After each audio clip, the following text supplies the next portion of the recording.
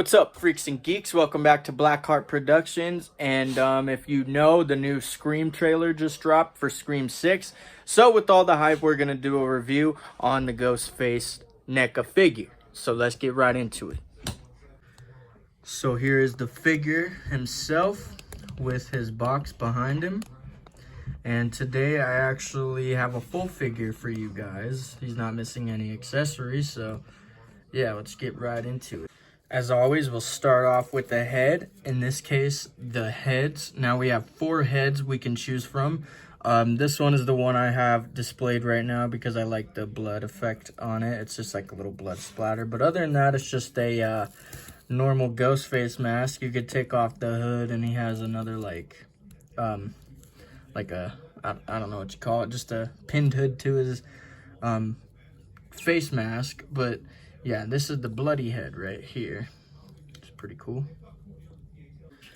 Head number 2 is the bright green ghost face mask, which you know is the stabbed mask if you've ever seen the Scream movies. There's not a whole bunch to say about this one. It's just all green. So head number 3, which is personally my favorite, and I think we're gonna see this mask actually in the new Scream movie. It seems that it popped up in the trailer. But if you really look at it, it's almost like a crispy old aged ghost face mask.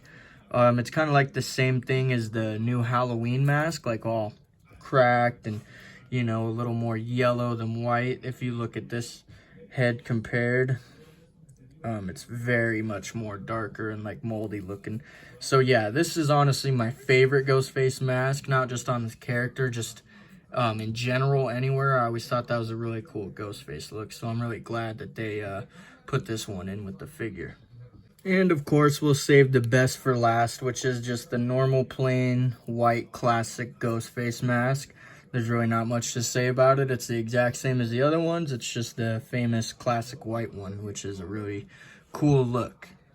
So now we will get down to the figure himself. Now, first of all, I have to say the sparkle effect on the costume, fucking awesome. I love how they did it with that. I've never had a Scream costume that I bought from the store that had this sparkly effect to it like it does in the movie. So they did a really good job with that. The arms, they move in a 360 rotation up and down like this. We can move them up and down like this. We can move them side to side like this as well. It isn't a ball joint. It's just like attached.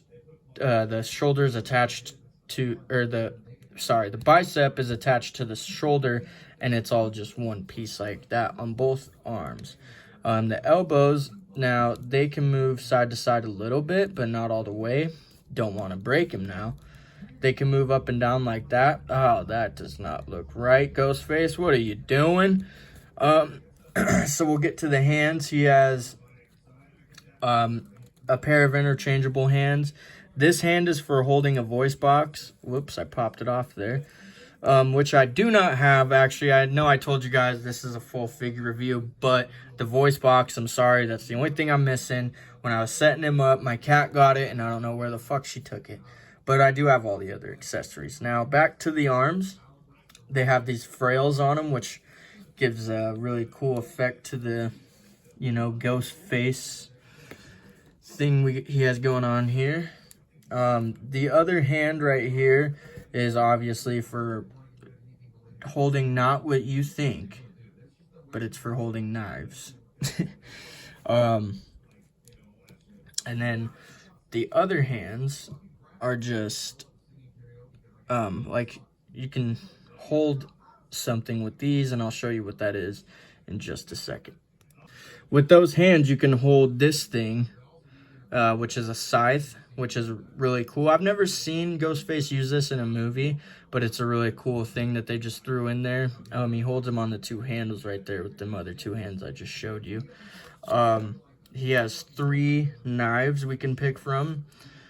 There's this guy, which is really cool. It's just kind of like a little I don't know knives too well, but there's that one. Has some blood splatter on it. It's pretty cool. There's this kitchen Michael Myers kind of style knife, which is also really cool. A little blood splatter on that as well.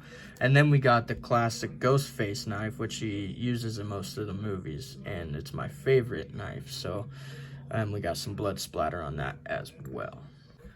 Usually, after I review the arms and hands, I go straight down to the legs and feet, which I didn't do. I kind of went straight to the accessories, but that's okay. Like I said, there is a voice box too that's included. I just lost mine. I'm sorry. So we get down to the pants.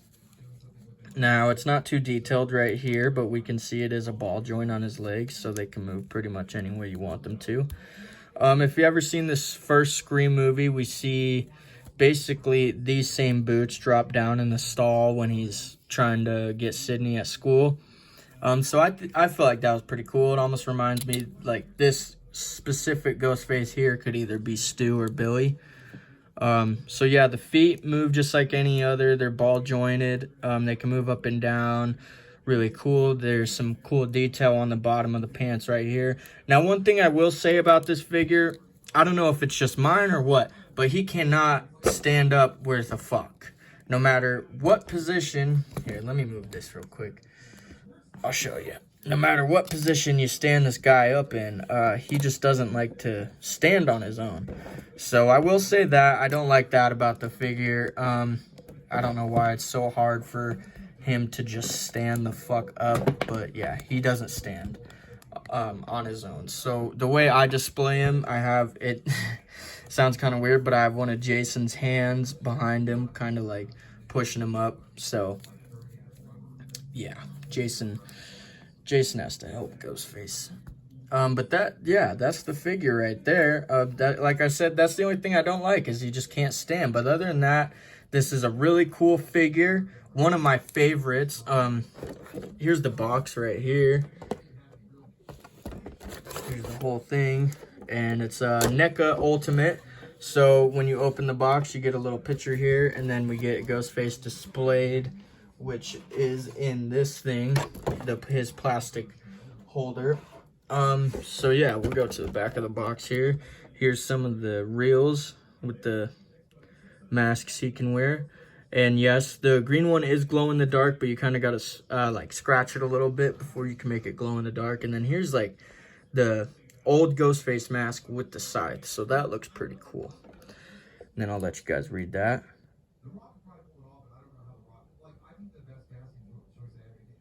And real fabric cloak, yeah. So this figure is super cool. I found mine at Walmart. I'm sure you could, with these Neca Ultimates, you can usually find them at Walmart or Target or basically any big department store. Neca Ultimates are pretty popular. So yeah, that was the Neca Ultimate Ghostface figure. I thought I'd do one on him just with all the Scream hype going on. I'm even wearing my Ghostface shirt. So yeah, that's the figure right there. I would show you him in display, but like I said, he doesn't like to stand. That takes forever. So I'm just going to give you guys that last shot right there with all the accessories. Again, he does come with a voice box. I just lost mine. Yeah, I hope you guys enjoyed that review. Here's a little quick look at some of my other figures. Let me know which one you want to do next. I recently just did Freddy and Leatherface there. So if you guys see one that I haven't done yet, go to the comments and let me know what you'd like to do next. I'll even do reviews on the Predators up there. So yeah, this is Blackheart Productions. I appreciate you guys for tuning in. And peace out, freaks and geeks. Make sure to check out Fueled When Faded, MC Doughboy, and Fern Fleck on YouTube. So, yeah. Peace out, freaks and geeks. I already said that. I'm sorry. It's been a long day.